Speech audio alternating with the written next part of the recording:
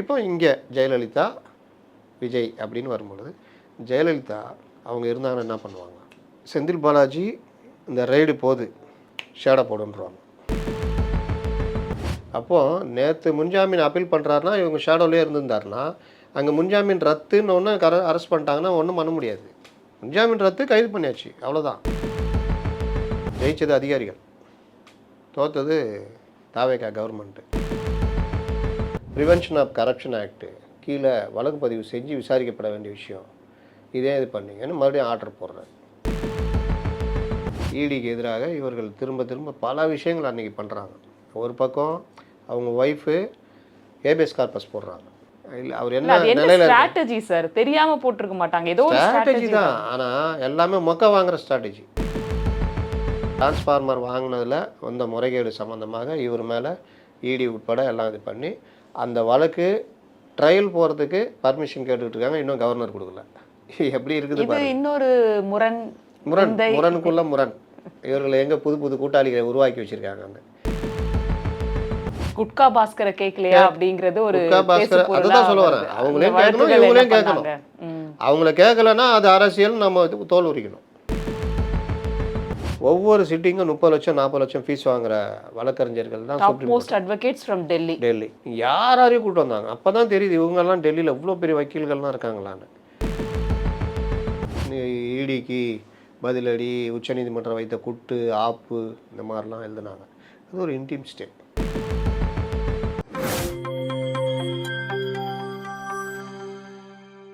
நியூஸ்பிக்ஸ் India நேயர்களுக்கு வணக்கம். இன்றைய நேர்காணலில் நம்மோடு இணைந்திருக்கிறார் மூத்த பத்திரிகையாளர் திரு முத்தலீஃப் அவர்கள். சார் வணக்கம். வணக்கம் சார். செந்தில் பாலாஜி அவர்களுடைய வழக்கு ரொம்ப ஜரூரா போயிட்டுருக்கு. நீங்கள் கரெக்ட் பண்ணுறதுக்கு முன்னாடி நானே சொல்லிட்டேன். இப்போ அவர் தாவேகா எம்எல்ஏக்கள் மத்தியில் குதிரை பேரத்தில் ஈடுபட்டதால் சொல்லப்பட்ட வழக்கில் கையெழுத்து இடணும். அது 2 நாளாக அவர் வரலை. அதுக்கு அவர் இப்போ ஒரு மனு தாக்கல் செஞ்சுருக்காரு தனக்கு விலக்கு கோரி. அது மட்டும் இல்லாமல் டாஸ்மாக் முறைகேடுகள் சம்பந்தமான வழக்கில் ரெய்டு போனாங்க, எந்நேரமும் அரெஸ்ட் பண்ணக்கூடிய சூழல். இதில் அவர் மருத்துவமனையில் அனுமதின்னு ஒரு செய்தி, அது வதந்தியா என்னன்னு தெரியல, தலைமறைவுன்ட்டு தனியாக செய்திகள் உலாவ தொடங்கியிருக்கு. சரி, இப்போ ஒட்டு மொத்தமாக யார் இந்த செந்தில் பாலாஜி? அவருடைய அரசியல் வாழ்க்கை எப்படி துவங்குச்சு? எந்த கட்சியிலேருந்து வந்தார்? அவர் அதிமுகலேருந்து திமுகவுக்கு வந்தது எப்படி? அவர் மேலே இருக்கும் குற்றச்சாட்டுகள் என்ன? இப்படி இன்டெப்த்தாக நேயர்களுக்கு சொல்லுங்கள் சார். இந்த செந்தில் பாலாஜி சாதாரணமாக இருந்தால்தான் 5 கட்சி அமாவாசைன்னுவாங்க. மதிமுகவில் இருந்தவர், அதுக்கப்புறம் அதிமுக வர. ஸோ அவருடைய பயணம், அரசியல் பயணம் முதல்ல தொடங்கியது மதிமுக, அப்புறம் அதிமுக வர்றாரு, அப்புறம் தாவேகா திமுக அமமுக, டிடிவியோட வெளியே போகிறாரு. அங்கே டிஸ்குவாலிஃபை ஆன எம்எல்ஏஸில் இவரும் ஒருத்தர். ஆமாம், அங்கே இருந்து தான் திமுகவுக்கு வர்றாரு.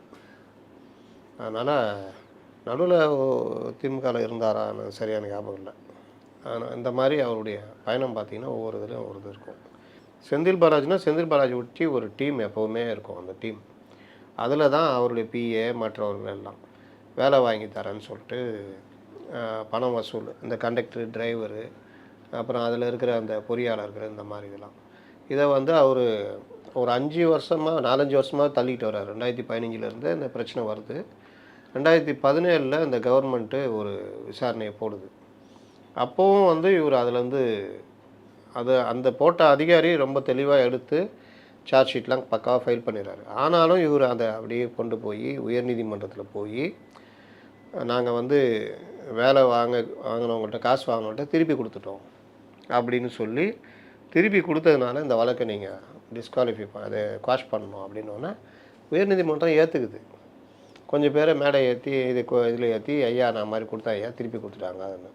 ஆனால் அந்த மாதிரியும் கொடுக்கல, கேஸ் குவாஷ் ஆகிடுச்சு. இதில் நடுவில் சில பேருக்கெலாம் வாங்கி கொடுத்த ஒரு பையன், ஜாம்பாசாரை சேர்ந்த ஒரு பையன் காசு கேட்டு கடனெல்லாம் தொல்லைன்றதுனால கடைசியில் தற்கொலை பண்ணிக்கிறான். இவர் இதுக்கப்புறம் இந்த வழக்கு குவாஷ் ஆனோன்னே, இந்த வழக்கு வந்த பொழுதே இடி உள்ளே வருது. இவர் இந்த இது குவாஷ் பண்ணோன்னா ப்ரெடிகேட் அஃபென்ஸ்னுவாங்க. ஒரு அஃபென்ஸ் பேஸ் பண்ணி தான் இடி ரைடோ மற்ற விஷயம் வர முடியும். ஏன்னா இடியுடைய அடிப்படையே இந்த பண பரிமாற்ற சட்டம், அந்த மாதிரி விஷயங்கள் தான். அப்போ நீங்கள் ஒரு குற்றத்தில் பணம் பெரிய அளவில் விளையாடி இருக்குது, அது பிஎம்எல் ஆக்ட் கீழே வருதுனா தான் இடி வர முடியும். இடி நேரடியாக வர்றதுக்கான ஏஜென்சி கிடையாது. அப்போ என்ன பண்ணுறாங்க, இந்த வழக்கு குவாஷ் ஆனோன்னா, ஐயா இடி வந்து இது வராங்கன்னா, இடியும் வர முடியாது அப்படின்ட்டு இடியுடைய வழக்கும் குவாஷ் பண்ணி விட்டுறாங்க. அவங்களுக்கு தடை. இவர் அப்படியே இருக்கார். இவர் சில விஷயங்கள் லீக் பண்ணாருன்னு சொல்லிட்டு ஜெயலலிதா கோவம். இந்த மதுவிலக்கு கொண்டு வர போகிறன்ற விஷயத்த இவர் மூலிமா தான் லீக் ஆகிடுச்சின்னு அவங்களுக்கு தெரிஞ்சிச்சு. அந்த இதில் வந்து இவர் அமைச்சரை விட்டு தூக்கி விட்டாங்க. அதற்கு பிறகு இந்த கவர்மெண்ட் வரும்போது இவர் அமமுக இதுக்கு போகிறாரு.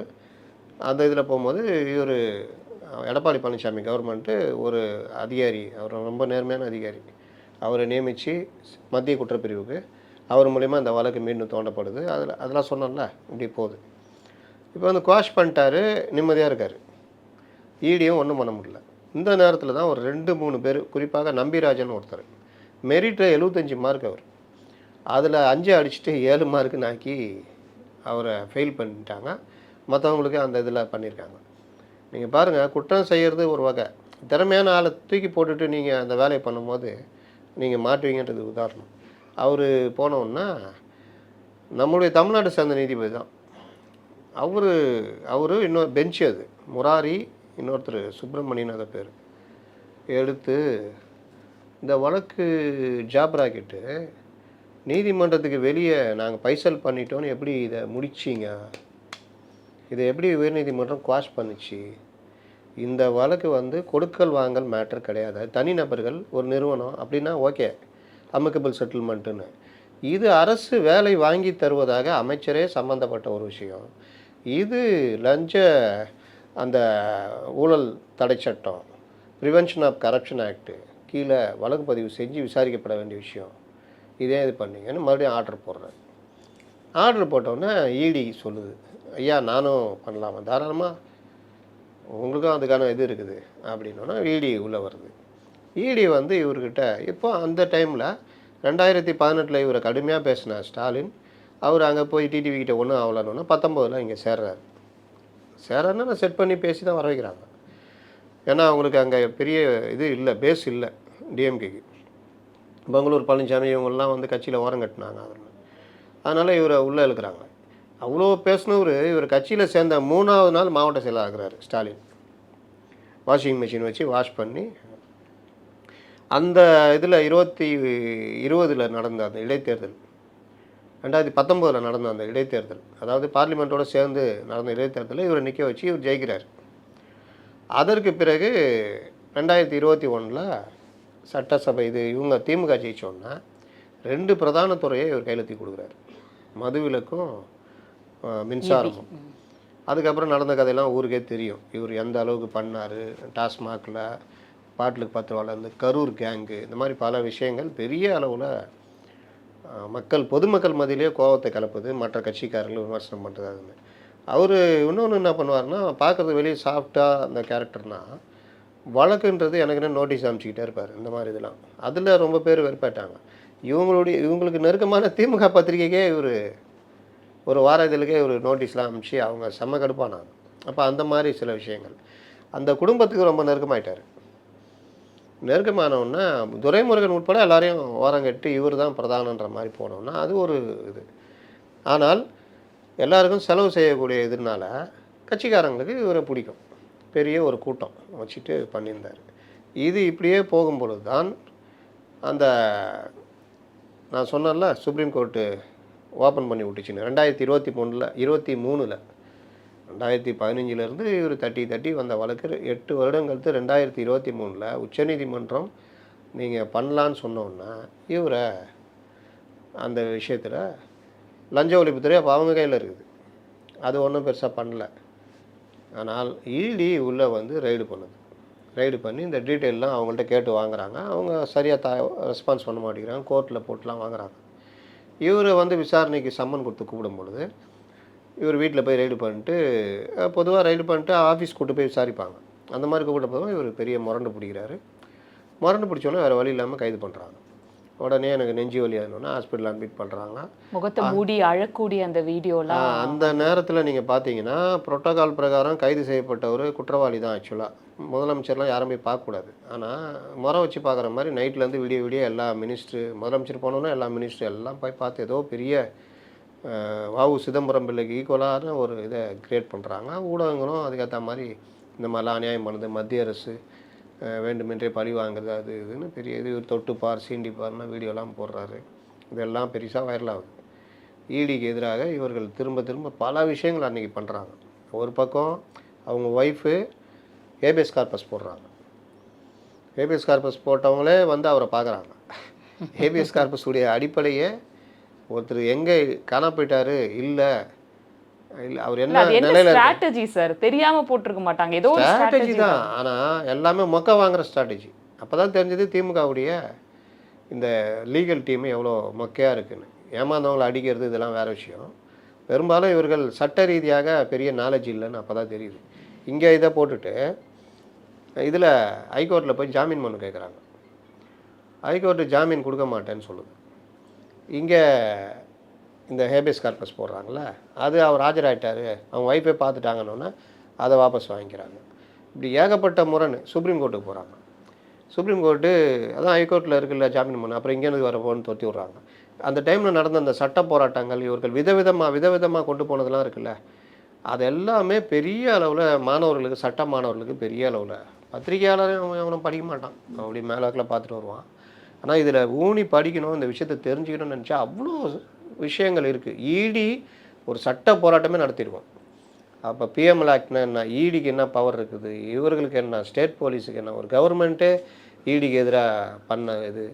அப்போ நடந்த சட்ட போராட்டங்கள், பல்வேறு வழக்குகளை முன்னுதாரணமாக காமிச்சது, பல பெரிய பெரிய வக்கீல்களை கூட்டு வந்து வாதம் பண்ணது, அவர்கள் எனக்கு என்னென்ன வாதம் வச்சது, அந்த வாதத்தை ஈடி முறியடிச்சது, இந்த மாதிரி பல விஷயங்கள் அந்த டைமில் வெளிவந்தது.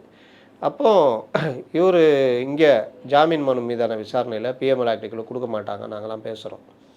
அப்போ பிஎம்எல் ஆக்ட் பற்றி விரிவாக பேசுகிறோம். விஜய் மண்டல் அப்படின்றவருக்கும் ஈடி எதிர்த்து விஷயத்துலையும் சுப்ரீம் கோர்ட் என்ன ஆர்டர் போட்டுச்சு அப்படின்னு.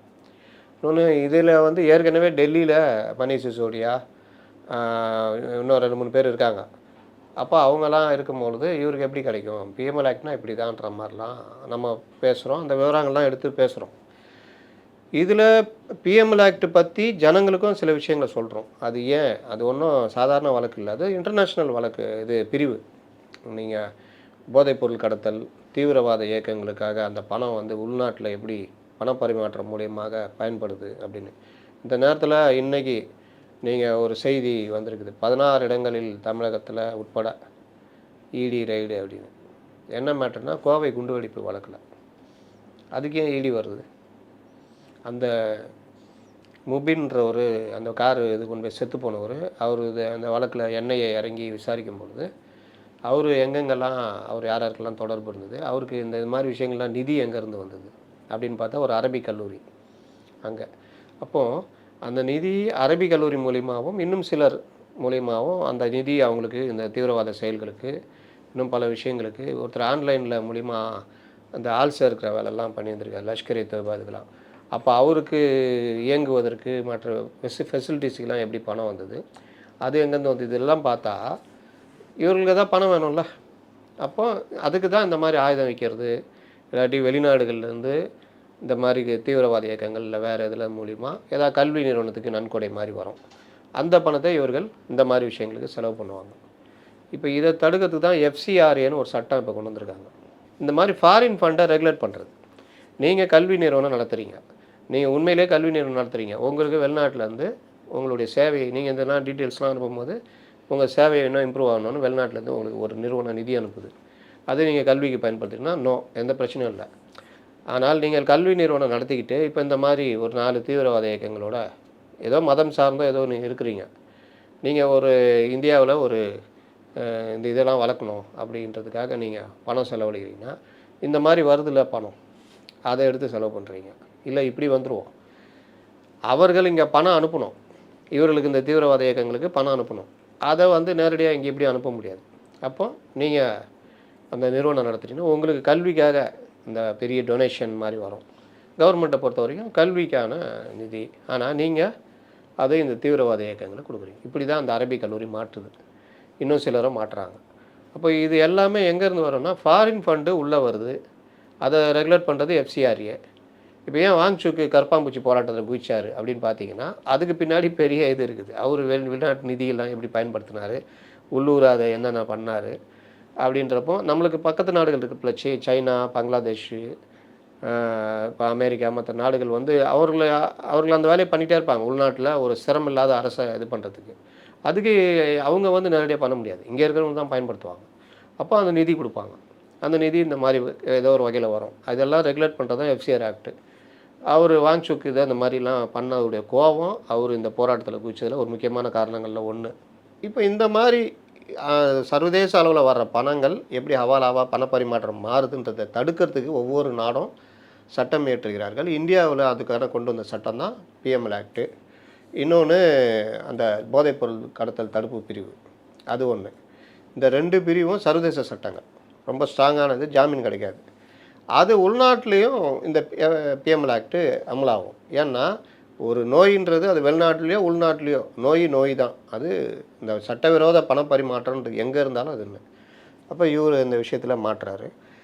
இவர் அதுக்கு ஜாமீன் கேட்குறாங்க ஹைகோர்ட்டில். ஹைகோர்ட்டு 2 நபர் ஜட்ஜில் ஒருத்தர் ஜாமீன் கொடுக்குறாங்க, ஒருத்தர் கொடுக்க மாட்டேங்கிறாங்க. அப்புறம் 3வது ஜட்ஜிக்கு போகுது, கார்த்திகேயன் சொல்லிட்டு, சிவி கார்த்திகேயன். ரொம்ப அற்புதமான ஜட்ஜ்மெண்ட்டு இப்போ இருக்குது, எடுத்து படித்து பார்த்தீங்கன்னா தெரியும். பிஎம்எல் ஆக்டில் என்ன, சாதாரண திருட்டு குற்றங்களுக்கான ஆக்ட்னா என்ன, ஏன் பிஎம்எல் ஆக்டில் கைது பண்ணுறவங்களுக்கு ஜாமீன் கொடுக்கக்கூடாது, தெளிவாக எழுதியிருக்காரு. ஒருத்தன் திருடுறானா வறுமைக்கோ இல்லை எதுக்கோ, அவன் வாழ்க்கை சூழ்நிலை எதை திருடுவான், அவன் திருட்டு குற்றம். ஆனால் பிஎம்எல் ஆக்டில் ஒருத்தர் இது பண்ணுறான்னா அவன் வந்து வசதியானவன், இன்டலெக்சுவலாக அந்த குற்றத்தை பண்ணுறான், தெரிந்தே பண்ணிக்கிறான், நாட்டுக்கு இதனால் பெரிய பிரச்சனை வரும் தெரிந்தே பண்ணுறான். இப்படிப்பட்ட குற்றவாளிகளுக்கு ஜாமீன்றது அவ்வளோ சீக்கிரம் கொடுக்கக்கூடாது. இன்னொன்று பிஎம்எல் ஆக்டில் ஜாமீனுக்கு நீங்கள் தான் நிரபராதி நிரூபிக்கணும். நீங்கள் தான் நான் வந்து ஜாமீனுக்குரிய, அதாவது அரெஸ்ட் பண்ணப்போ இருந்த சூழ்நிலை இல்லை, இப்போ சூழ்நிலை மாறி இருக்கு அப்படின்றதெல்லாம் நீங்கள் தான் நிரூபிக்கணும். 2வது, பிஎம்எல் ஆக்ட் கீழே வாங்குகிற வாக்குமூலம், சாதாரண ஐபிசி குற்றங்களில் காவல்துறை வாங்குகிற வாக்குமூலத்தை நீங்கள் கோர்ட்டில் நான் கொடுக்கல, என்னை மிரட்டி வாங்கினாங்கன்னு சொல்லலாம். ஆனால் பிஎம்எல் ஆக்டில் கொடுத்தது தான், அதை மாற்ற முடியாது. இந்த மாதிரி பல இது சட்ட பாதுகாப்பு அவங்களுக்கு உண்டு. இதெல்லாம் சேலஞ்சு பண்ணி விஜய் மண்டல் வழக்கெல்லாம் நடந்திருக்கு. அது கரெக்டு தான் கொடுத்துட்டாங்க. இதை எல்லாத்தையும் அவர் அதில் கோட் பண்ணியிருப்பார். இன்னொன்று அவர் என்ன கேட்பாருன்னா, ஒருத்தர் முரண்டு பிடிச்சி கைதாகிறாரு, அவர் ஹாஸ்பிட்டலில் அட்மிட் பண்ணுறாங்க. ஆனால் அவர் மனைவி அந்த மெயில், அரெஸ்ட் பண்ண மெயில் எல்லாம் அவருக்கு முறைப்படி அவங்க மனைவிக்கு அமைச்சிருக்காங்க. எந்தெந்த வகையில் தகவல் சொல்லணுமோ சொல்லியிருக்காங்க. ஆனால் அது எல்லாத்தையும் இது பண்ணிவிட்டு அவங்க ஏபிஎஸ் கார்பஸ் போடுறாங்க. ஏபிஎஸ் கார்பஸ் போட்டவங்க ஹாஸ்பிட்டலில் போய் அவரை பார்க்கறதெல்லாம் பெரிய விந்தை. ஒரு பக்கம் ஏபிஎஸ் கார்பஸ் போட்டு இன்னொரு பக்கம் ஜாமீன் கேட்குறாங்க. அவர் எங்கே இருக்காருன்னு தெரியலன்னா நீங்கள் எப்படி ஜாமீன் கேட்பீங்க? இது எவ்வளோ பெரிய முரண். இப்படிலாம் அவர் வந்து போட்டு அந்த ஜட்ஜ்மெண்ட்டில் வச்சு செஞ்சுருப்பார். அதனால் இவர் ஜாமீன் கொடுக்கூடாதுன்றவார். அப்புறம் 1 வருஷம் இருந்தார் ஜெயிலுக்குள்ளே. அவருக்கு என்னென்ன வசதிகள் பண்ணி கொடுத்தாங்கன்றதெல்லாம் எல்லாருக்குமே தெரியும். தியாகின்ற அளவுக்கு போட்டு அவர் பின்னாடி திமுக அரசே நின்றதெல்லாம் எல்லாருக்கும் தெரியும். இப்படிப்பட்டவர் அந்த காலகட்டத்திலேயே, கைதான அந்த காலகட்டத்திலேயே அவர் மேலே இந்த பாட்டிலுக்கு 10 ரூபாலேருந்து பல விஷயங்கள் அவர் மேலே புகாராக வந்துச்சு. மின்சாரத்துறையிலையும் இன்றைக்கி மின்சாரத்துறை அமைச்சர் ஏற்பட்ட பல நஷ்டங்களுக்கு என்னென்ன இதுன்றதெல்லாம் சொல்லியிருக்காரு. டிரான்ஸ்ஃபார்மர் வாங்கினதில் வந்த முறைகேடு சம்மந்தமாக இவர் மேலே இடி உட்பட எல்லாம் இது பண்ணி அந்த வழக்கு ட்ரையல் போகிறதுக்கு பர்மிஷன் கேட்டுக்கிட்டு இருக்காங்க. இன்னும் கவர்னர் கொடுக்கல. எப்படி இருக்குது பாருங்க. இன்னொரு முரணுக்குள்ள முரண். இவர்கள் எங்கே புது புது கூட்டாளிகளை உருவாக்கி வச்சுருக்காங்க. அதனால் இவர்கள் கதை எல்லாமே இப்படி தான். வெளியில் வந்து நீங்கள் கடுமையாக பாஜக எதிர்க்க வந்தே மாதரத்தை எதிர்ப்போம் அதுன்னு, ஆனால் உள்ளுக்குள்ளே பார்த்தீங்கன்னா இவர்கள் எப்படி கை கோர்த்துருக்காங்கன்னு தெரியும். இப்போ இந்த மாதிரி விஷயங்கள் எல்லாமே ஒரு பக்கம் இதெல்லாம் ஜனங்க பார்த்துட்டு இருக்காங்க. ஆனால் ஊடகங்கள் இந்த மாதிரி விவகாரங்களில் அரசியலாக பழி வாங்கலாம். நான் என்ன கேட்குறேன், 5 வருஷம் இது நடக்குது, ஊருக்கே தெரியுது. ஒரு குடியாரனை சும்மா பாட்டிலுக்கு வாங்க நிற்கிறவனை கூப்பிட்டு கேட்டால் கூட ஆமாயா இவ்வளோ அநியாயம் பண்ணாதீங்கன்னு சொல்லுவாங்க. அதனால் இது எல்லாம் இந்த வழக்குகள் இது எல்லாம் அந்த கலந்து வந்தது. இப்போ நான் சொன்னது எல்லாத்தையும் பார்த்த ஊடகங்கள் அரசியலாக பழி வாங்கலாம் இப்படி தலைப்பு போட்டு விவாதிக்குதுன்னா இவர்கள் எந்த அளவுக்கு இவர்கள் இந்த மக்களுக்கு துரோகம் பண்ணுறாங்கன்றதை பாருங்கள். இன்னொரு பக்கம் இந்த மாதிரி 5 வருஷம் கழிஞ்சு போடுறவங்கள பத்மஸ்ரீ பட்டமாக கொடுப்பாங்க, இல்லை பெரிய சான்றிதழ் கொடுத்தா பாராட்டுவாங்க. இல்லை இவங்க என்ன நினைக்கிறாங்க இந்த ஊடகங்கள், எதுவுமே செய்ய வேணாம் விட்டுடணும். அதுக்கு சொல்கிற காரணம் அவங்கள கேட்டிங்களா, இவங்கள மட்டும் கேட்குறீங்க. இது எப்படி நியாயமாக இருக்கும்? அப்போ அவங்களையும் கேட்கணும், இவங்களையும் கேட்கணும். குட்கா பாஸ்கரை கேட்கலையா அப்படிங்கிறது ஒரு குட்கா பாஸ்கர் அதுதான் சொல்ல வரேன். அவங்களையும் கேட்கணும், இவங்களையும் கேட்கணும். அவங்கள கேட்கலன்னா அது அரசியல், நம்ம தோல் உரிக்கணும். இதுதான் நம்முடைய நிலைப்பாடாக இருக்கணும் பத்திரிகைகள். ஆனால் இங்கே அப்படி இல்லை. அவரை போய் தூய சக்தின்னு இவங்களை சொல்லிட்டு, ஊழல் சக்தின்னு அங்கே சொல்லிட்டு, இன்னைக்கு ஊழல் சக்தியை விட்டுட்டு தீய சக்தியை போய் ஊழல் சக்தியாக மாற்ற பார்க்குறீங்க. அப்படின்னா தீய சக்தினா அது எல்லாமே அடக்கும். என்னென்ன பண்ண ஒருத்தர் 2 பேரா லைன் கட்டி இருக்கிறாங்க, இன்னும் வரப்போகுது, இன்னும் பேச போகிறோன்னு வச்சுக்கோங்க. இப்போ இந்த டாஸ்மாக் வழக்கு இது எப்படி வருது அப்படின்னு பார்த்தீங்கன்னா, டாஸ்மாக் வழக்கில் ஏன் டாஸ்மாகை பார்த்துக்கிட்டு இருந்த முத்துசாமி வரல? ஏன் இன்னொருத்தர் யார் பார்த்தா? சிவசங்கர் அவர் தானே டாஸ்மாக் பார்த்தாரு, முத்துசாமி தான் பார்த்தார்ல. ஏன் அவர் வரல? ஏன் செந்தில் பாலாஜி மட்டும் வராரு? இங்கே ஒன்று இருக்குல்ல. அப்போது டாஸ்மாக் செந்தில் பாலாஜி மட்டும் பார்த்தாரான்னு பார்த்தா, இன்றைக்கி கைதாக கூட இருக்கிற அக்யூஸ்டுகள் எல்லாருமே பார்த்தீங்கன்னா, இவங்க பேரெல்லாம் தொடர்ச்சியாக 5 வருட காலமாக பேசப்பட்டு வந்திருக்குது. அந்த கார்த்தின்றவர், ரத்தீஷ்ன்றவர், இவங்க பார் உரிமையாக இவங்க தான் டெண்டர் நிர்ணயிக்கிறது, என்னென்ன பண்ணாங்கன்னு. சரி, இது எல்லாம் எப்படி மாட்டுது? இதுக்கு முன்னாடி மணலில் தான் ஈடி உள்ளே வந்து எவ்வளோ பண்ணுச்சு, அதை ஒரு டெக்னிக்கல் கொஷினை வச்சு காலி பண்ணி உட்கார வச்சுருக்காங்க. என்னது ப்ரெடிகேட் அஃபென்ஸ் எங்கே? கோர்ட்டு கேட்குது, ஐயா 4800 கோடி ரூபாய்க்கு மணல் அள்ளிக்கிறாங்க ஐயா, இந்த மாதிரிலாம் பாருங்கள், விஞ்ஞானபூர்வமாக எல்லாம் பண்ணியிருக்காங்க. எதை வச்சு நீ உள்ளே வந்த? ஏங்க என்ன ப்ரெடிகேட் அஃபென்ஸ்? ஐயா அந்த மாதிரி மணல் முறைகேட்டை தட்டி கேட்ட விஏ ஒருத்தர் கொலை பண்ணியிருக்காங்க, அது கிரிமினல் குற்றம். சாதாரணது இவங்க, அதுக்கு கிரிமினல் குற்றத்தை நாங்கள் பார்த்துக்குறோம். நீ எதுக்கு வர? நீ எதுக்கு வந்த? தான் இதுக்கு பலமான பெரிய வழக்கறிஞர் இதெல்லாம். இதில் அந்த வழக்கு அப்படி நிற்கிது. இப்போ அதில் கூடுதலாக அந்த விஞ்ஞானபூர்வ ஆதாரங்களை வைத்து வழக்கு பதிவு செய்ய இடி ஹைகோர்ட்டில் பர்மிஷன் கேட்டிருக்குது. அதாவது மறுபடியும் அதை தொடர்றதுக்கு. இன்றைக்கி இவர் சுப்ரீம் கோர்ட்டு போயிருக்காரு. இவர் பெரிய தொழில் இதெல்லாம் கிடையாது. எனக்கு இவர் வருமானம், இவங்க போடுற அஃபிடேவிட்லாம் பார்த்திங்கன்னா பெருசாக காமிக்கவே மாட்டாங்க. இவர் இது வரைக்கும் வாதாடின வழக்கறிஞர்களை வச்சு வாதாடினது 2 நடந்துருக்கணும். ஒன்று அரசு பணம் செலவழிச்சிருக்கணும், இல்லை திமுக கட்சி செலவழிச்சிருக்கணும். 3வது இவர் சொந்தமாக செலவழிச்சிருக்கணும். அதை அவங்க தான் எந்த பத்திரிகையாலும் கேட்க மாட்டான், யாரும் பண்ண மாட்டான். ஆனால் அந்த வழக்குக்கு மட்டும் பல கோடி ரூபாய் செலவாயிருக்கும். ஏன்னா ஒவ்வொரு சிட்டிங்கும் 30 லட்சம் 40 லட்சம் ஃபீஸ் வாங்குற வழக்கறிஞர்கள் தான் top most advocates from Delhi. யாரையும் கூப்பிட்டு வந்தாங்க. அப்போ தான் தெரியுது இவங்கெல்லாம் டெல்லியில் இவ்வளோ பெரிய வக்கீல்கள்லாம் இருக்காங்களான்னு. அவருடைய அந்த வழக்குலேயே இன்றைக்கி கூட முன்ஜாமீன் வழக்குக்கு 3 பேர், கபில் சிபில், முகுல் ரோத்தகி, இன்னொருத்தர் ஏதோ ஒரு நந்துரி, 3 பேர். இந்த 3 பேருமே 2 பேர் 50 லட்ச ரூபா வரைக்கும் வாங்கக்கூடிய ஆட்கள், இன்னொருத்தர் ஒரு 30 லட்ச ரூபா வரைக்கும் வாங்கக்கூடிய. அப்போ பார்த்துக்குங்க இவர் எந்த அளவுக்கு பவர்ஃபுல் அப்படின்னு. ஹைகோர்ட்டும் அதே மாதிரி தான். அப்போ இன்றைக்கி இந்த வழக்கு வந்து எப்படி உயிர் பெறுது அப்படின்னு பார்த்தீங்கன்னா, கேஎன் நேரு சம்மந்தப்பட்ட ஒரு இதில் வந்து ரவிச்சந்திரன் அவர் பேங்க்கில் பணம் வாங்கி நிதி வாங்கி அதில் மோசடி அப்படின்னு சிபிஐ வழக்கு பதிவு பண்ணுது. அதை பேஸ் பண்ணி ப்ரெடிகேட் அஃபென்ஸ் வந்து சிபிஐ வழக்கு, அதை பேஸ் பண்ணி இடி ரைடு வருது. ரைடு வரும்பொழுது எல்லாம் பண்ணி ஏகப்பட்ட டாக்குமெண்ட்ஸ் எடுக்கிறாங்க. நேரு தம்பி ரவிச்சந்திரன், பையன் அருண் நேரு, இன்னும் ஒரு சார்ந்தவர்கள், மற்றவர்கள், இந்த அலுவலகங்கள்லாம் ஏகப்பட்ட இது எடுக்கிறாங்க. அதுலேயே 2 வகையாக பிரியுது. ஒன்று அவருடைய நேருடைய துறையில் ஜாப்காக பணம் வாங்கினது, அந்த இது மாட்டுது, டெண்டர் ஆல்ட்ரு பண்ணது, இன்னொரு மொத்தம் 3 இது ஆதாரப்பூர்வமாக. இன்னொரு பக்கம் டாஸ்மாக். இந்த நேரு இது கூட அவங்க அப்புறம் தொட்டாங்க, டாஸ்மாக் எடுத்தால் அதில் பல 100 கோடி ஊழல் நடந்திருக்கு அப்படின்ட்டு என்னென்ன வகையில் நடந்திருக்குன்றத பண்ணுறதுக்கு முன்னாடி ஒரு ரைடு ஒன்று போகிறாங்க இந்த டாஸ்மாக் டீட்டெயிலை வச்சு. போனோன்னா இவர்கள் பெரிய அளவில் கலவரம் பண்ணுற மாதிரி, மனித உரிமை மீறல். நீங்கள் பல மணி நேரம் உட்கார வச்சுருந்தாங்க அவங்கள, சாப்பிட வெளியே அனுப்பல, அதை அனுப்பல, அச்சா புச்சா. நீங்கள் அப்போ டபுள் பெஞ்சு அவர் எஸ்எம் சுப்பிரமணியம் அவர் விசாரிச்சுட்டு, முதல் இது வந்து ஒரு சிங்கிள் பெஞ்சுன்னு நினைக்கிறேன், அவங்க வந்து கொடுத்துட்டாங்க ஒரு பெண் ஜட்ஜி, தப்பு தொலைச்சி கட்டுருவன்ற மாதிரிலாம் அவங்க. அப்புறம் டபுள் பெஞ்சு போகும்போது அவர் எஸ்எம் சுப்பிரமணியம், ஏன் விசாரிக்கிறதுக்கு ஈடி உரிமை இருக்குது, அதோட உங்களுக்கு நான் வேறு பதில் சொல்கிறத விட அப்படி இப்படின்னு இன்னும் அந்த ஃபோனுக்குலாம் வாங்கிட்டாங்க அது இதுன்னு.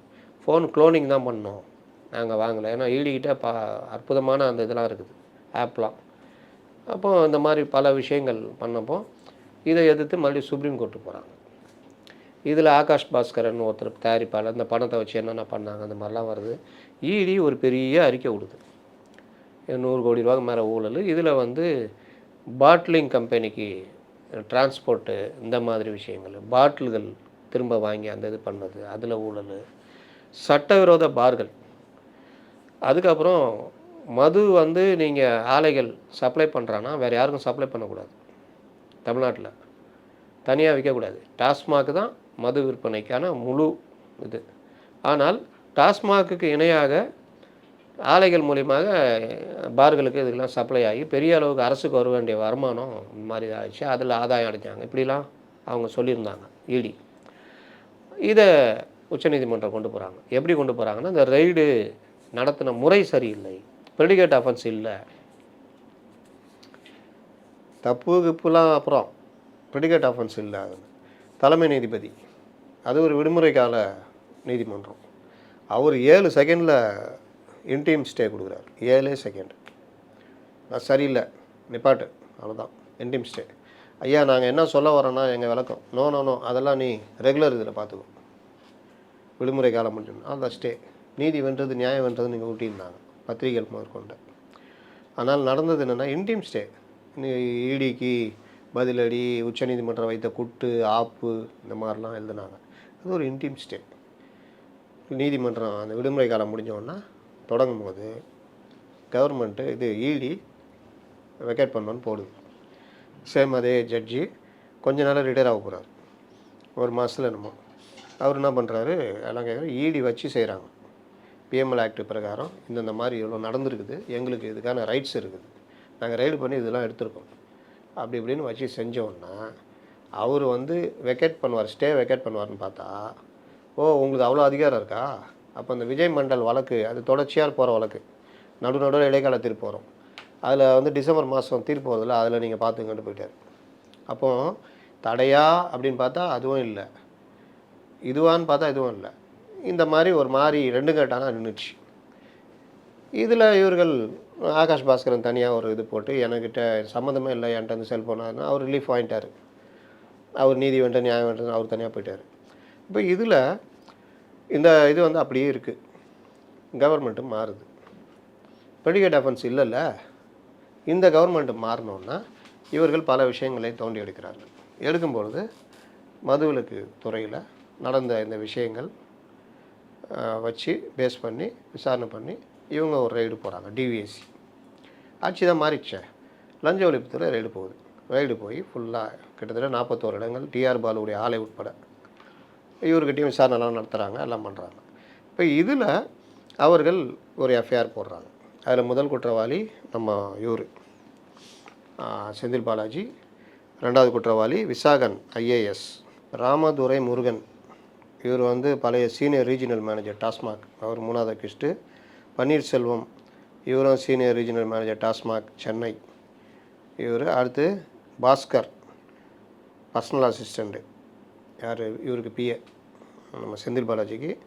Ratheesh Raj Shanmugavel, private individual close associate to Senthil Balaji. Ratheesh பற்றி தான் தெரியுமா எல்லாருக்குமே, ஊருக்கே தெரியும்.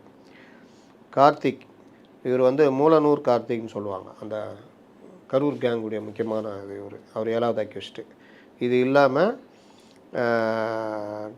இந்த distillery company, transport firms, bottling firms companies and others unknown public servants of TASMAC and others. இந்த அண்ட் அதர்ஸில் யார் வேணாலும் உள்ளே கொண்டு வரலாம். இப்போ இதில் வந்து பல பிரிவுகளில் அவங்க வழக்கு போட்டிருக்காங்க. என்ன இது இங்கே பார்த்தீங்கன்னா ரொம்ப ஸ்ட்ராங்கான பிரிவு. ஃபஸ்ட்டு வந்து 120B, இது வந்து கூட்டுச்சதின்னுவாங்க, குற்றச்சதி, ஒரு குற்றத்தை மொத்தமாக சேர்ந்து பண்ணுறது, கூட்டாக சேர்ந்து பண்ணுறது, இது வந்து குற்றச்சதி. கிரிமினல் கான்ஸ்பரன்சி, இது இருந்தாலே உங்களுக்கு இடி வரதுக்கான 100%க்கான முகாந்திரம் இருக்குது. செக்ஷன் 177, பொது ஊழியர் தவறான ஆவணத்தை தயாரிப்பது, போர்ஜரி அதான், அல்லது திருத்துவது, ஆல்டர் பண்ணுறது. செக்ஷன் 409 பொது ஊழியர் அல்லது வங்கியாளர் செய்யும் நம்பிக்கை துரோகம், மோசடி, criminal breach of trust by public servant. அப்புறம் 109 குற்றத்திற்கு உடந்தையாக இருக்கிறது. செக்ஷன் 420 ஊருக்கே தெரியும், ஏமாத்துறது, சொத்துக்களை பெறுறது, இந்த மாதிரி. இது இல்லாமல் பிஎன்எஸில் செக்ஷன் 61/2 இது வந்து குற்றச்சதி கிரிமினல் கான்ஸ்பிரசி தொடர்பான ஒரு புது பிரிவு, ஸ்ட்ராங்கான பிரிவு. அந்த ஏற்கனவே இருக்குல்ல அந்த மாதிரி. அப்புறம் செக்ஷன் 201 பிஎன்எஸ் இது வந்து இது ஆதாரங்களை அளித்தல். இது ரொம்ப ரொம்ப முக்கியமான இது. இதுக்கெல்லாம் 7 வருஷம் தண்டனை வரும். அப்புறம் 316/5 நம்பிக்கை துரோகம் செய்தல், கிரிமினல் பிரீச் ஆஃப் ட்ரஸ்ட், இது ஒரு புது பிரிவு. இது இல்லாமல் இது போட்டது தான் முக்கியமானது. இந்த ப்ரிவென்ஷன் ஆஃப் கரப்ஷன் ஆக்ட் சொன்னோம்ல, ஊழல் தடுப்பு சட்டம், அந்த 1988 கொண்டு வந்தாங்க. அது பெரிய ஒரு அமெண்ட்மெண்ட்டு. இது வந்து செக்ஷன் 13/2 RW 13/1A இது ரெண்டுமே பொது ஊழியர் தனது அதிகாரத்தை தவறாக பயன்படுத்தி முறைகேடான வழிகளில் சொத்து சேர்ப்பது அல்லது ஊழல் புரிவது தொடர்பான பிரிவு. இது செக்ஷன் 7C RW 12 இது வந்து லஞ்சம் வாங்குதல் மற்றும் ஊழல் குற்றங்களுக்கு உடந்தையாகுதல் அல்லது லஞ்சம் கொடுக்க முயல்வது. இது வந்து என்னன்னா டிவிஎஸ்சி இந்த பிஎம்எல் ஆக்டு இதுக்கு போகிறதுக்கான இடி வரத்துக்கான வாசகத்தை திறந்து வச்ச மாதிரி பெரிய பிரிவுகள். இப்போ ஏற்கனவே இதில் வந்து உல்டாவாக நடந்திருக்குது. இடி தான் முதல்ல ரெய்டு பண்ணி அவர்கள் இசிஐஆரில் பல விஷயங்கள் சொல்லியிருக்காங்க. அதை இன்றைக்கி இவர்கள் எஃப்ஐஆரே போட்டுட்டு ரெய்டும் போயிட்டாங்க. இன்றைக்கி தமிழ்நாடு கவர்மெண்ட்டு என்ன பண்ணியிருக்கணும் வந்த உடனேனா, அந்த வெக்கேஷன் இவங்க தானே போட்டது கேஸு, தமிழ்நாடு கவர்மெண்ட்டு தானே தடை கேட்டு போட்டது, அந்த தடையை நான் வாபஸ் வாங்கினேன்னு சொல்லியிருக்கணும். எப்படி இந்த வழக்கில் சிபிஐ வழக்கு ஆம்ஸ்டாங் இதில் நாங்கள் வந்து அப்ஜெக்ட் பண்ணல, நீங்கள் பண்ணீங்க, அது மாதிரி இதில் பண்ணியிருக்கணும். இவர்கள்கிட்டையும் ஏகப்பட்ட பிரச்சனை இருக்குது. இன்றைக்கி செந்தில் பாலாஜி உச்சநீதிமன்றத்தில் நான் அவருக்கு முன்ஜாமீன் அதாவது தடை, கைது செய்ய தடை, விசாரணைக்கு அவர் என்ன சொல்லியிருப்பாங்க, ஐயா அவர் பாருங்கள் கையெழுத்துலாம் போடுறாரு, இங்கே தான் இருக்கார், இங்கே போகிறாரு, அங்கே வராரு, அதனால் அவர் வந்து விசாரணைக்கு ஒத்துழைக்க தயாராக இருக்கார், கைது செய்ய வேணான்னு சொல்லுங்கள் அப்படின்னு இருப்பாங்க. இதே கவர்மெண்ட்டு ஜெயலலிதா கவர்மெண்ட் இருந்தால் என்ன நடந்திருக்கும், இங்கே இருந்தால் என்ன நடந்திருக்கும், வித்தியாசம் சொல்கிறேன். இப்போ இங்கே ஜெயலலிதா விஜய் அப்படின்னு வரும்பொழுது, ஜெயலலிதா அவங்க இருந்தாங்கன்னா என்ன பண்ணுவாங்க, அவங்க செந்தில் பாலாஜி இந்த ரெய்டு போது ஷேடை போடுன்றாங்க, அவருடைய நடமாட்டம் முழுசும் நம்ம கண்ட்ரோல்லே இருக்கணும். அப்போ செந்தில் பாலாஜி மூவ் பண்ணுறாரு, வந்து சைன் பண்ணுறாரு, மறுபடியும் அந்த ரெய்டு போகுது, அவர்கிட்ட போலீஸ் விசாரிக்கிறாங்க. அது வரைக்கும் அவர் போலீஸோட தொடர்பில் இருக்கார், எங்கே இருக்காருன்னு தெரியுது. அதற்கு பிறகு அவர் மறுநாள் ஹைகோர்ட்டில் முன்ஜாமீன் போடுறார். அப்போது ஜெயலலிதா போலீஸாக இருந்தால் அவர் முன்ஜாமீனே போட்டாலும் அவர் எங்கே இருக்கார் என்ன இருக்காருன்னு கணக்கில் பார்த்துக்கிட்டு அந்த ஷேடோ இருக்கும். இந்த போலீஸு இதுக்கு முன்னாடி லுக் அவுட் நோட்டீஸ் இருக்கும்போது கூட கண்டுபிடிக்க முடியலையா சார்? நிஜமாவே போலீஸால் ட்ரேஸ் பண்ண முடியலையா? அப்படி இல்லைங்க, அதிகாரிகள் மிக மிக திறமையானவர்கள். ஆனால் அதிகாரி எப்படி வேலை செய்கிறாங்கன்றதான் மேட்ரு. அதிகாரிகளுக்கு அந்த பயம் இருக்கணும். சுப்பிரமணிய சாமி அரெஸ்ட் பண்ணியே தீரும் ஜெயலலிதா சொல்லிட்டாங்க, கோர்ட்டுக்குள்ளே போயிட்டார், சுத்து போட்டாங்க, தப்பிக்க முடியல அவரால். நீதிமன்றத்திலேருந்து அவர் வேற ஒரு காரில் ஏதோ கோர்ட்டு சம்மந்தப்பட்ட காருன்ற மாதிரி வெளியில் போகுது, அதில் அவர் போய் ஃப்ளைட்டில் ஏறி நேராக ஏர்போர்ட்டு. அங்கே போனாலும் இவர்கள் கோட்டை விட்டுமே, ஐயோ சிஎம்கிட்ட பதில் சொல்ல போகிறோன்னு அடிச்சு போகணும். இந்த எங்கே போகிறாரு, பம்பை போகிறார், மும்பையில் போலீஸை கொண்டு போய் இறக்கிடுறாங்க ரெடியாக. ஆனால் இவர் கல்கட்டா போயிட்டார். இல்லை அன்றைக்கி சுப்பிரமணிய சாமி கைது. அவர் ஒரு பெரிய தில்லாலங்கடி, அவர் மிஸ்ஸாவே பார்த்தவர், அவருக்கும் அந்த இதெல்லாம் தெரியும்ல. அதனால் அன்றைக்கி கடுமையான கோபம் அந்த கமிஷனர் மேலே கூட நடவடிக்கை வந்துச்சுன்னு நினைக்கிறேன். அதனால் அந்த உறுதி 2 மணிக்கு கலைஞரை கைது பண்ணியே தீரணும். எனக்கு தெரியாது, வீடு பூந்து தூக்குறாங்க, என்னென்னோ பண்ணி பார்க்குறாங்க, தூக்கினே பண்ணிட்டாங்க. முத்துக்கருப்பன் இப்போ கமிஷனரு, முருகேசன் ஒரு assistant commissioner, George deputy commissioner. அப்போ ஜார்ஜ் வந்து டெப்டி கமிஷனர், ஜார்ஜுடைய காரில் தான் ஏற்றி கொண்டு போகிறாங்க. இவர்கள் அவருடைய எல்லா அதிகாரத்தையும் பயன்படுத்துகிறாங்க. போலீஸ் அந்த முகமது அலின்னு ஒரு டிஐஜி, அவர் கண்ணிலே குத்திட்டார் அவர் முரசொலி மாறன், அவர் கண்ணுலாம் சவுந்து போச்சு. அப்போ கூட முரசொலி மாறனை குண்டு கட்டா தூக்கின்னு போயிட்டாங்க. அதில் தான் அவருடைய அந்த ஃபேஸ் மேக்கர் கருவி அடிபட்டுச்சுன்னு சொல்லுவாங்க. அப்புறம் ஹாஸ்பிட்டலைஸ் ஆனார் அதெல்லாம். அப்போ இந்த மாதிரிலாம். ஆனால் அவங்க சொன்னதை செஞ்சிட்டாங்க.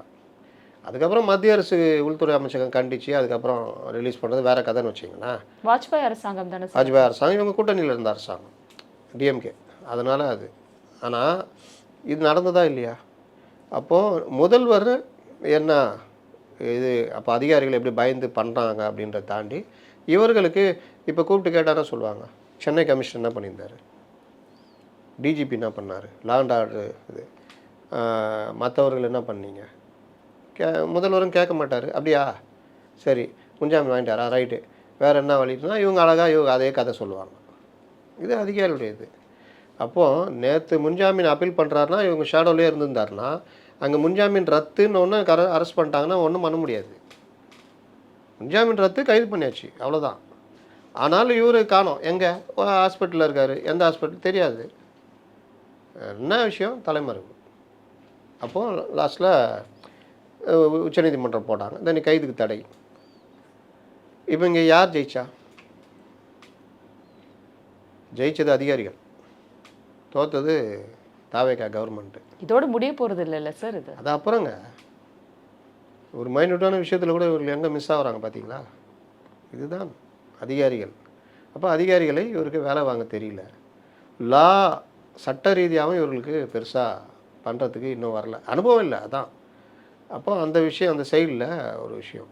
இன்றைக்கி கூட ஒரு அமைச்சருக்கு இன்னொருத்தர், ஒரு முக்கியமான நபர் பேசணுன்றாரு, பேசுகிறாரு, அந்த அமைச்சர் ஃபோன் எடுக்கலை.